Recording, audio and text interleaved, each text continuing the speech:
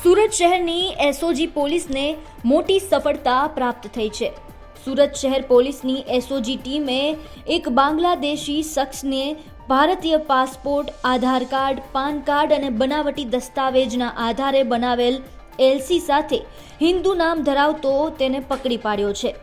આ બાંગ્લાદેશી વ્યક્તિની Bhestan police station વિસ્તારના ઉન વિસ્તારમાં રહેમાનનગરમાંથી ધરપકડ કરાઈ છે।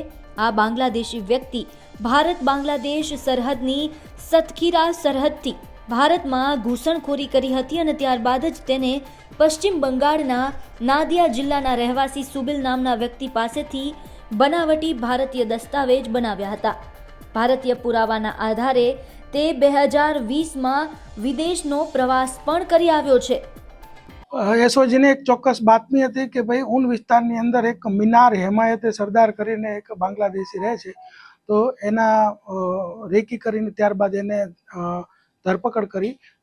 ઉનના ચંડાળ ચોકડી પાસેથી એની ધરપકડ થઈ અને એના તમામ ડોક્યુમેન્ટ્સને એના ઘરે સર્ચ કરતા એની પાસેથી બાંગ્લાદેશના અને ભારતના બંનેના ડોક્યુમેન્ટ્સ મળતા એના ઉપર બોગસ ડોક્યુમેન્ટને લગતો, પાસપોર્ટ એક્ટને લગતો અને ફોરેનર્સ એક્ટને લગતો એક ગુનો દાખલ કરીને એની ધરપકડ કરવામાં આવી છે।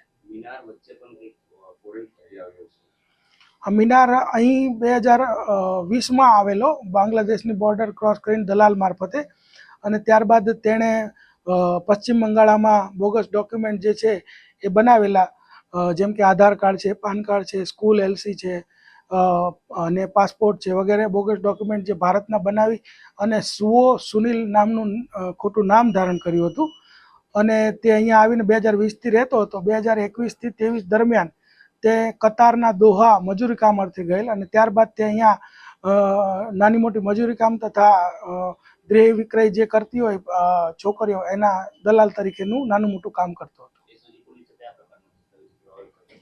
એસઓજી પોલીસે જે બાંગ્લાદેશને લગતા એના ડોક્યુમેન્ટ છે એ બાંગ્લાદેશમાં એ રહેતો હતો એનું ત્યાંનું એલસી, સ્કૂલ લિવિંગ, પછી આધાર કાર્ડ, કતારનું જે કાર્ડ છે તે, પછી એ બધા તમામ ડોક્યુમેન્ટ એકત્ર કરેલ છે।